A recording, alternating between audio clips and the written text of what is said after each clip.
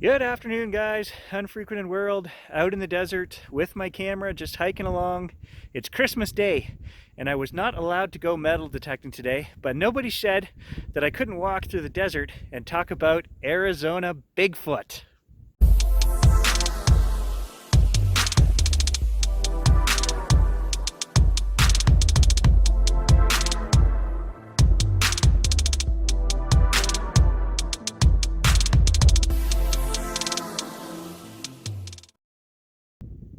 Being down here and it's winter in the desert got me thinking, is this a better climate for a primate that may or may not exist in North America?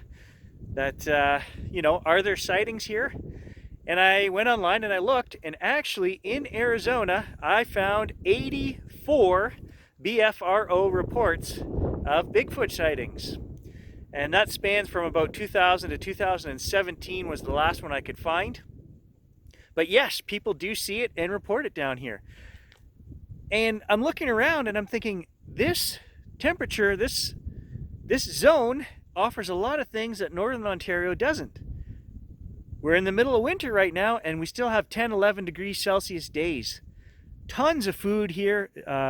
Coos deer, mule deer, javelina, they're a form of pig. All kinds of stuff that Bigfoot could eat here year round. So when we look up there at elevation, we're probably 3,000 to 4,000 feet where I am. That's another 2,500 feet up there to the top of that mountain right there. They wouldn't be up there on those mountains, I wouldn't think, because there's no cover. There's no trees, there's nowhere for them to hide. Could there be cave systems up there? Absolutely. There are all kinds of caves down here in Arizona.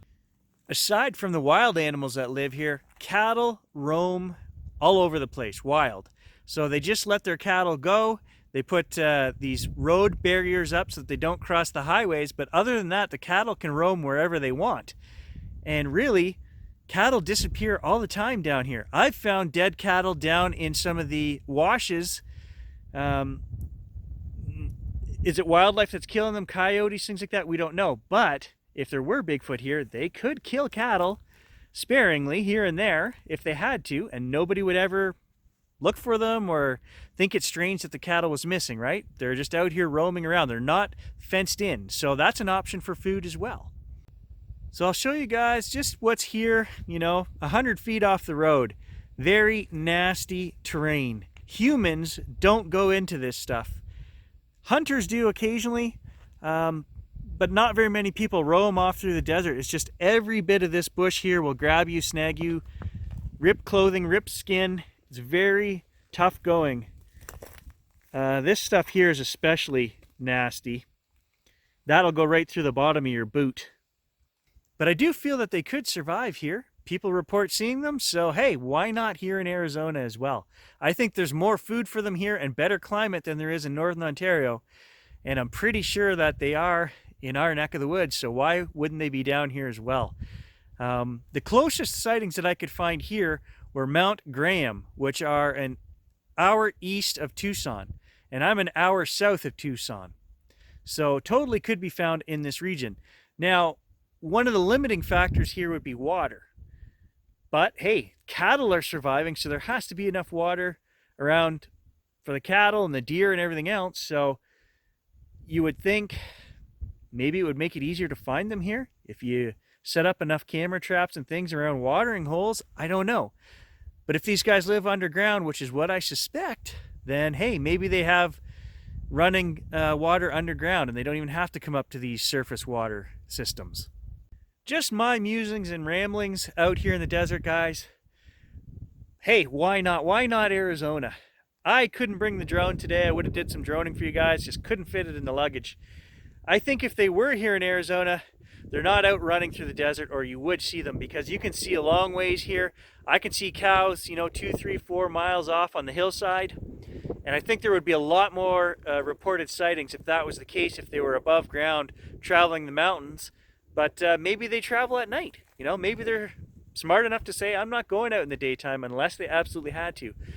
There's a lot of these washes and gullies and canyons that they could hide in with, where the water is like that, the trees are much higher. Where we were hiking last week, it's It's forest. Stuff could hide there. Animals could hide there. Could there be a smaller version here? You know, could Bigfoot be shorter here in the desert to accommodate lower brush? You would think an 8-foot creature here would be above quite a bit of the stuff out here in the desert, so maybe they're smaller. I don't know. 84 reportings. Not all those people can be crazy, so... Now, if you're a conspiracy theorist, you would say the Arizona government uses the latest, greatest technology to hunt immigrants from Mexico. Okay, helicopters all the time, border patrol, guys out in the bush, hiking trails, camping out. They've got sting operations set up all over down here.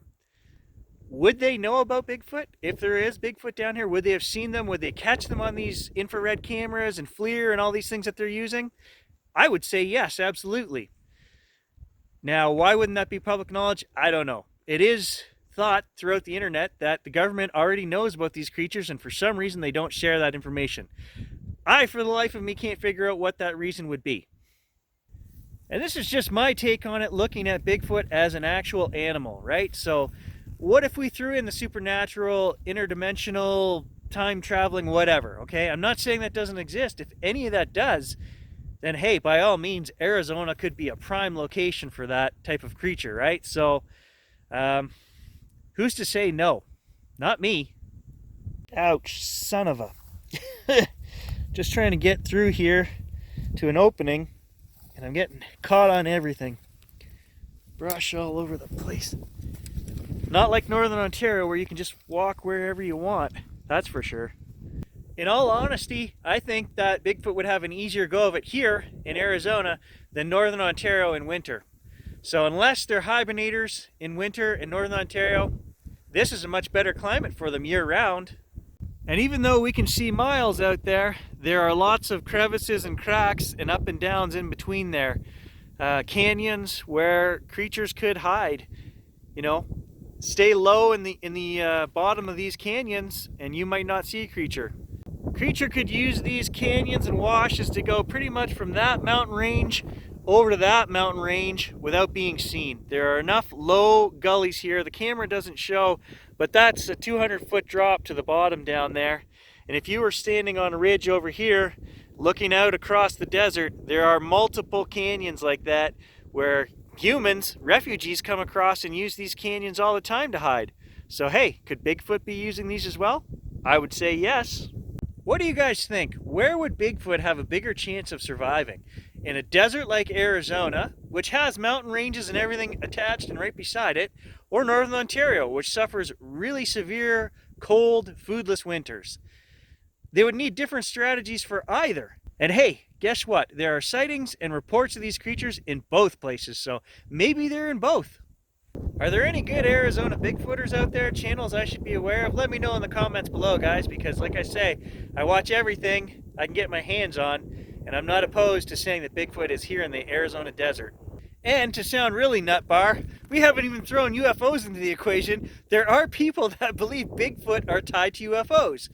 I'm not one of them personally, but hey, it could be. They could be somehow tied together, and there are a lot of UFO sightings in Arizona. So something else to throw out there. And it doesn't matter what I believe, right? I'm just a researcher, a guy out looking. So hey, I do what I can to find what I can, and I might know nothing. Even the tribes down here have a history of Bigfoot and Sasquatch, the old native tribes. So why? If it's not a real thing, why do they have this history? Because they only recorded things that were real, that happened. We call it mythology nowadays, but it's based in a truth in history at some point. Apparently Bigfoot is as rare here as finding gold nuggets with a Knox 600. It's just not going to happen for Gary, so don't count on me presenting any evidence, guys, but I'm going to try. I'm here, I'm looking. And I'm also not afraid to ask people too. So anybody I see, like the hiking group, hey, have you guys seen anything? No, they haven't, but doesn't stop me from asking, right? But I'm really honestly curious to see what you guys think. Could Bigfoot live here in the desert? I know that he would need big shoes for his big feet out here in the desert. Otherwise, he's going to have some sore feet, because some of this stuff goes right through the bottom of your boots. That's actually something you'd have to take into consideration is these cholla, or whatever they are, the round ones that I showed you guys, they do go right through tires, right through boots. You don't wear running shoes out here because you will get these things right through the sole of your shoe and into your foot. So an animal would have to have a very thick-soled foot to survive in this type of area. And maybe, hey, maybe that's an adaptation to Arizona Bigfoot. I don't know. All of these cactus bear fruit out here as well, so there's lots of fruit depending on the time of year. Right now here in winter, I know the cholla and a couple other ones have fruit. Barrel cactus, I think, right now. From now until spring, so hey, there's lots of food going around. You know, if they use the road systems, that would be a good way for them to get around as well. Travel at night, lots of open trails here. If they are here, I don't think they're as abundant as they are where we have nice taiga or boreal or even deciduous forests up north. We get a lot more sightings up there, and it just seems to make more sense that they'd have better cover and things. But hey, there are enough sightings down here to make a guy wonder what's going on. So there's an example right there, guys. Just before I go back in the house, I'm checking my boots. That's one of those cholla things stuck in the bottom of my boot. And that will go right through the bottom of your shoe. And they have little barbs on the end of these, so when it sticks in your skin, you just have to touch it. It's like a fish hook. It gets stuck there. Very nasty to pull out. So this is Unfrequented World reporting from Arizona. Even though I'm here not looking for Bigfoot, I am keeping my eyes open, guys, and if I were to hear anything or see anything, definitely would report it here on the channel. Hey, if Gary can migrate to Arizona for the worst part of winter, maybe Bigfoot does too. Thanks for watching, guys.